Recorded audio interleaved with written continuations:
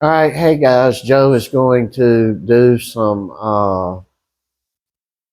leg and what we call upper back work.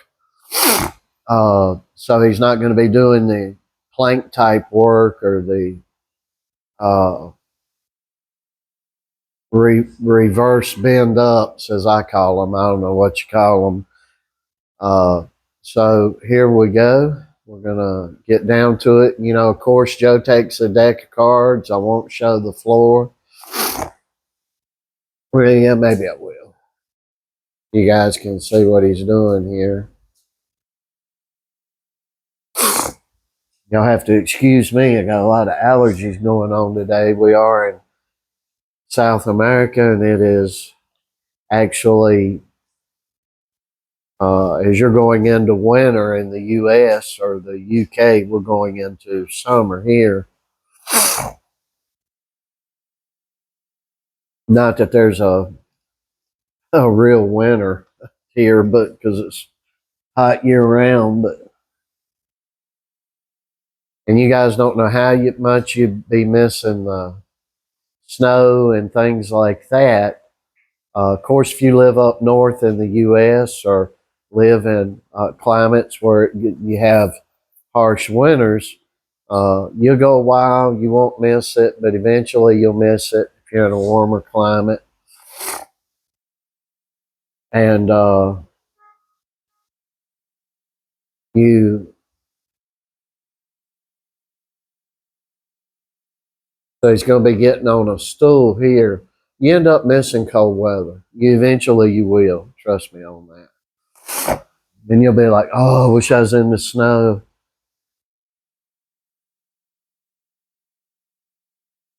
So this is what you see him doing. He's just stepping up.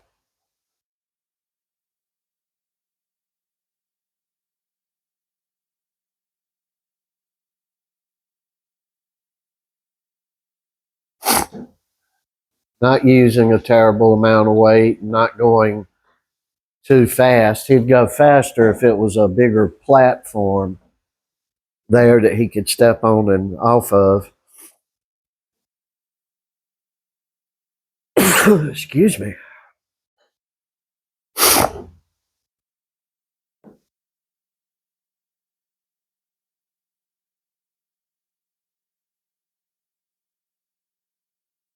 And now he's just going to jump.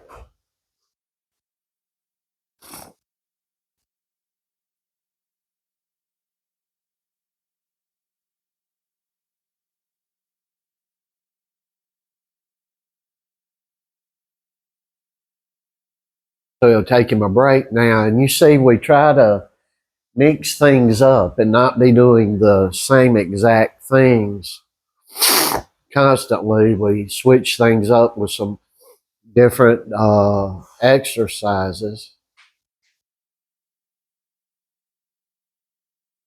And I'm finding, or Joe's finding, he gets the best results when he does that. The thing is more work required into it, uh, doing something different.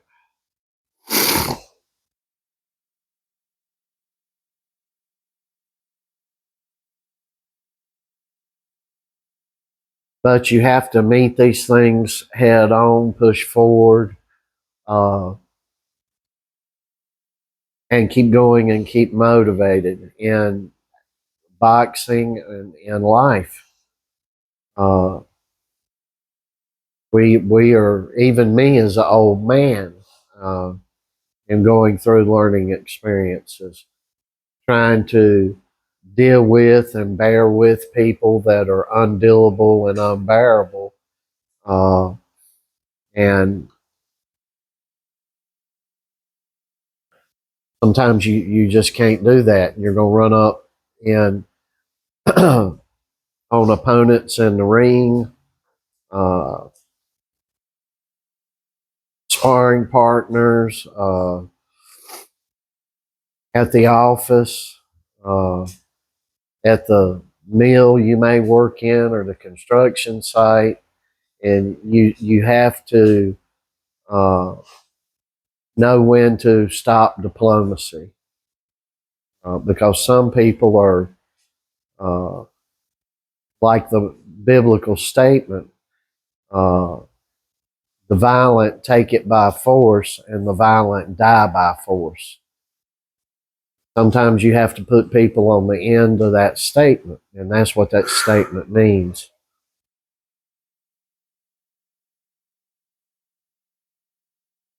When you think about it in a more deep context. So you have to meet things. I get too diplomatic and too nice, and uh, I talk a good game on here, and I'm highly political, and I'm very opinionated and uh, pig-headed a lot of the times. But Joe's like, "You're too nice, Dad."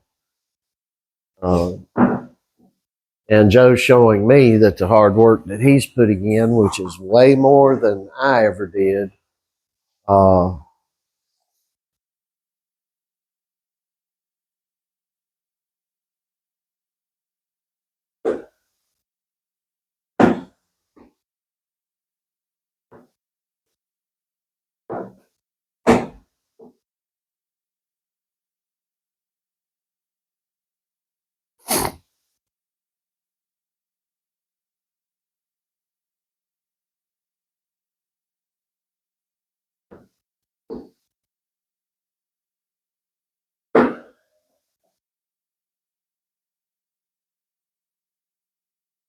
but all of these things have produced real good results decade after decade, and they will continue to produce great results.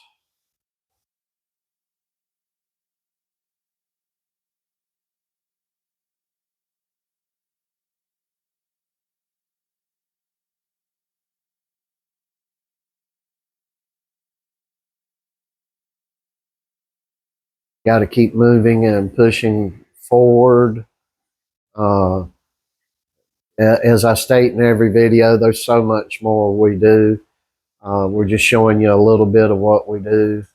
I come from the old school camp, but highly nervous to show everybody things we do. This is why good fighters have closed training camps. Of course, when they get up where people will pay to come see them, you'd have open sessions, but uh, you never want to really, you never want to show your wares, especially online. And I get hesitant showing people, even inside the gym, a lot of stuff that we do.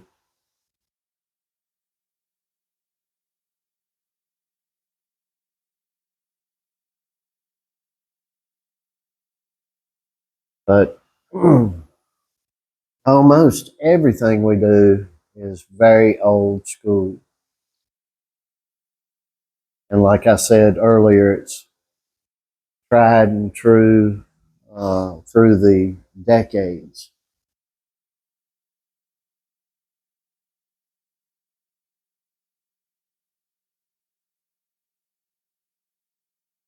And if you can, people get sick of hearing me say this over and over again at video after video. But if you, I always say this: if you can only do 10 squats, do 10 squats. Build on them throughout the day. Do your 10, then do 5 more. If you can only do 2 push-ups, do 2 push-ups. Wait a little bit, do another 2 at the house. I've seen more boxers in these so-called modern day boxing gyms and MMA gyms as well. Uh, Guys don't want to go in the gym and do push-ups because they can't do many. And if you can't do a lot of push-ups, you're not going to have uh, good punching power. Even like for the most modern day heavy hitter, I'll use Deontay Wilder as an example. I'm sure if you asked him, how many push-ups are you doing? He's doing some push-ups. Rest assured of that. He had natural strength, yes, but only strength in that right and that was the natural gift, but you've got to build on it to have you a strong left, for example. You got to be well rounded, and you need a body that is as strong as U.S. steel and as tough as leather. If you're going to be in this game, because you're going to get hit in your body. You need to have a strong neck because you are going to get hit in the jaw, and there's going to be a whiplash type of effect on you. And if you haven't experienced a knockout, Joe knocked a guy out one day. Was hearing a song on. He was Spanish, but he was hearing a song off a news that new Anchorman, one of those Anchorman movies. He was like, that song was in my head, and you wake up, and you're like, what happened? And you think you've been out for a while, or you think you weren't even out. What am I doing laying down on the canvas or on the mat? And and you will get hit so hard, your communications from your brain down to your legs will cut out, and you will not be able to operate your legs. You'll get hit. You won't be out cold, but your legs just simply won't work. And it's of primary importance to build a strong neck, no matter what weight class you're in.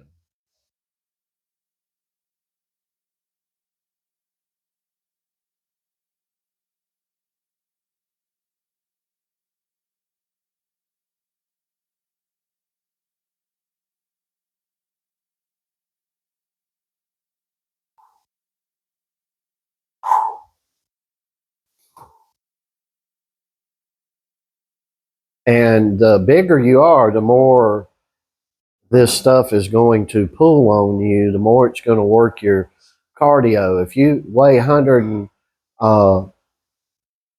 you fight at 135, you should be able to do this without opening your mouth or uh, really even breaking much of a sweat. But if you're 195 pounds, it's going to be more difficult for you. So you have to take things within reason. I believe if you are a smaller guy, let's say uh, 155, 160 or less, you should work yourself up to doubling what Joe's doing here if you want to be a champion.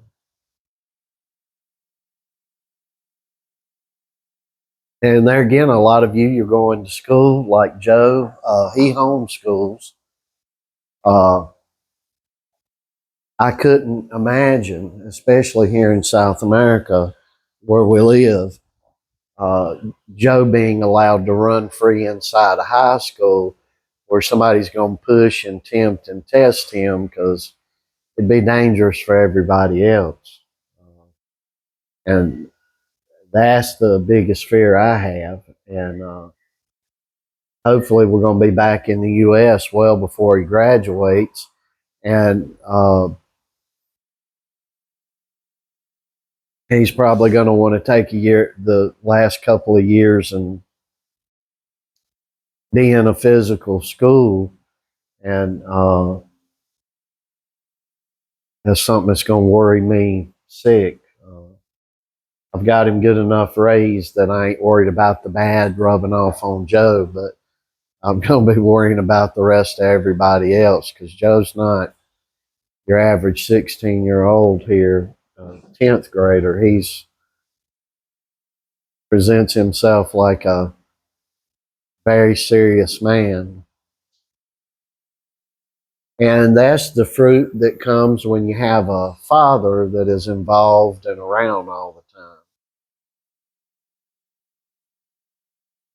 And you can have a dad at the house, but if that dad, irrespective of whether the dad's working all the time and doesn't have much time for the boy, but if the dad's not involved with the time that he does have for his son, uh, it'll produce silly kid at this age, more wild,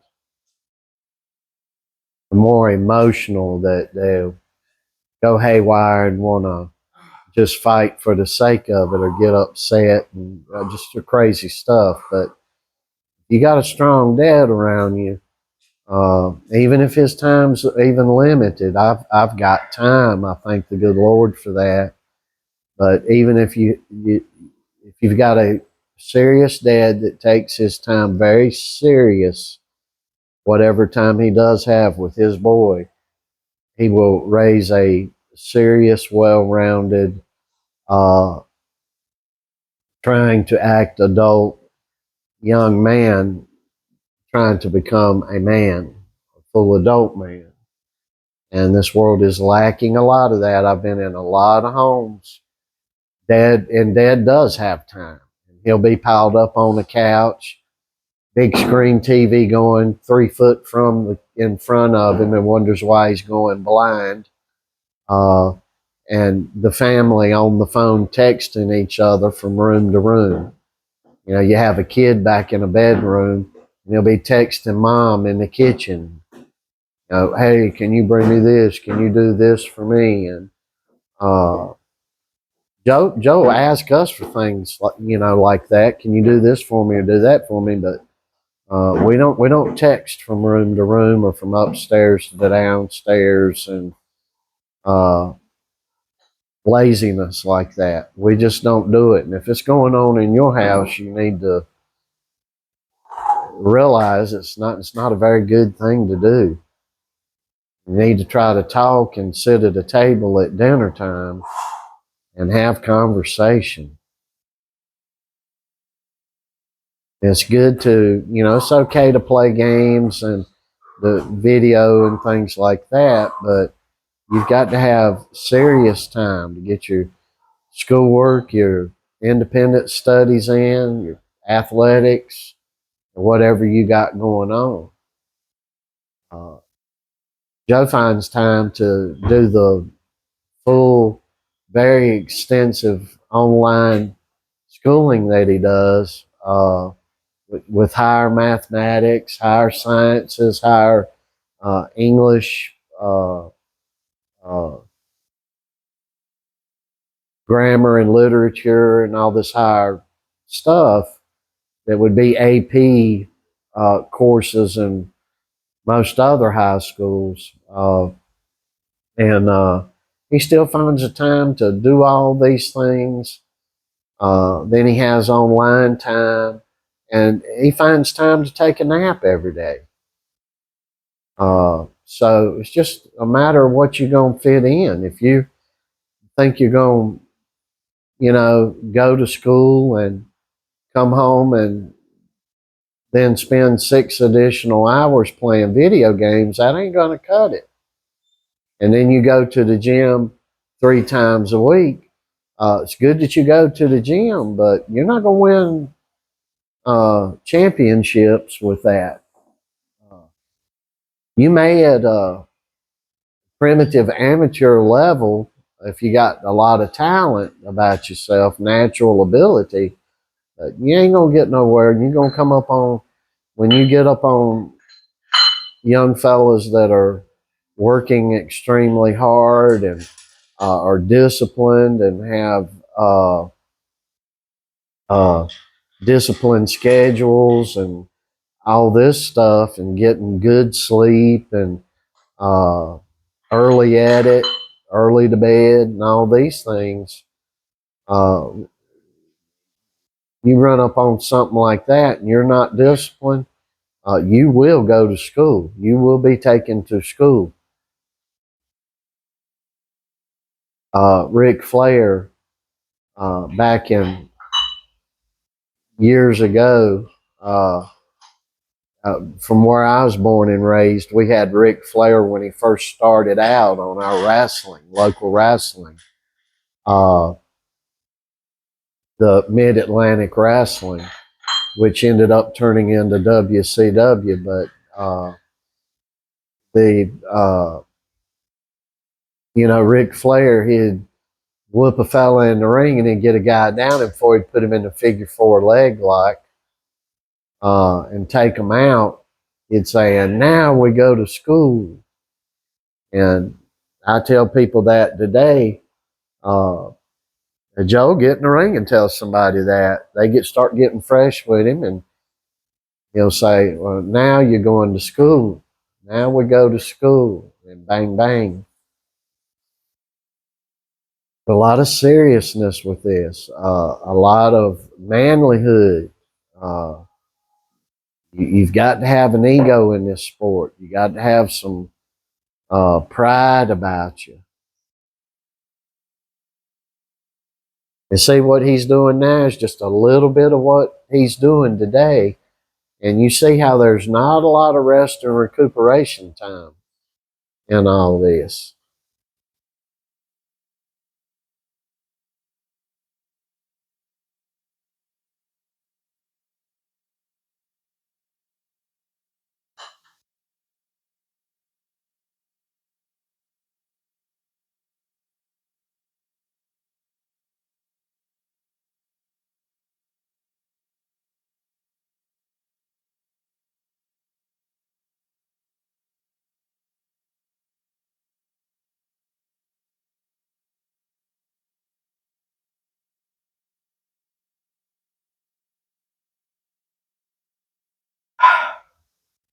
So I would suggest to you, fellas, you start out and you superset all this, and you do the series of exercises uh, in this type of way. Maybe you're doing some different exercises, but really, other than push-ups, Joe will get down and do some series of push-ups. Maybe that's all he does at that moment. He'll stop and rest. He'll try to see if he can get 200 or 300 push-ups, and uh, but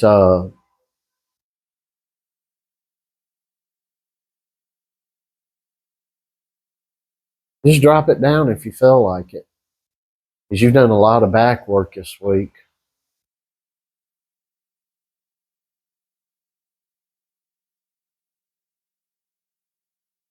So he'll take some time. And let me tell you, if he went on and did 6 or 7 sets of any of this, as you're going through, you will take a little more time between sets. So, you know, in between the first and second set, maybe you take an amount of time.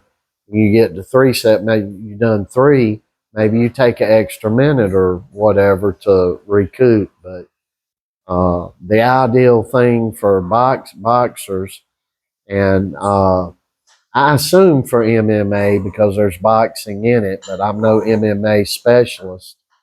Well, I ain't a specialist at anything. I'll just tell you that right now. But I'm a specialist at having lived a good amount of time here. But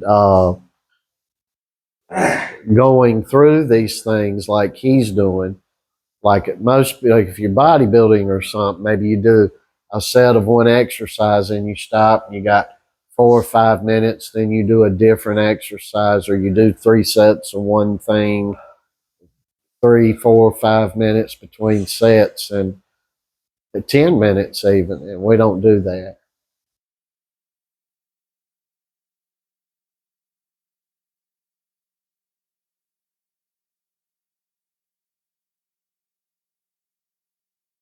And we're not working with heavy weight as well. Was that 2 sets, son? Yeah. All right.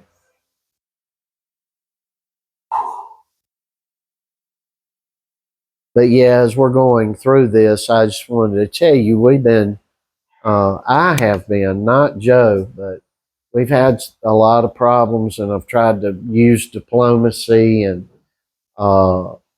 it's not easy here when Joe's got the cops coming up on him saying, you are a classified deadly weapon. You cannot defend yourself. Well, we've just threw that all out the door. And we're not even listening to that mess no more. We did talk to one of the district attorneys here, and he's like, no, I don't know where you got that from. There's no law here, no laws, period.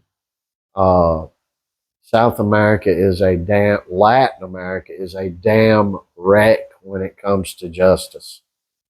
And it is amazing because we Americans are so, North Americans are so volatile, and Europeans, West and East, we're such a volatile people.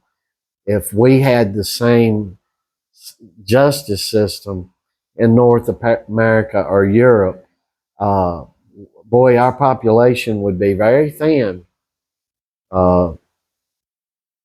So, really, in actuality, these people and Latinos are, on the whole, very docile people. But you run into a lot of childishness and things like that. But what I tell you, what the new motto around here is, you be careful coming up and throwing rocks with us, because we'll show you. Joe will. I'm getting old. I'll still do it too.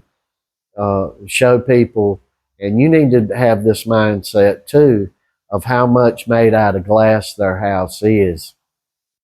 And no one living in glass houses should be throwing stones.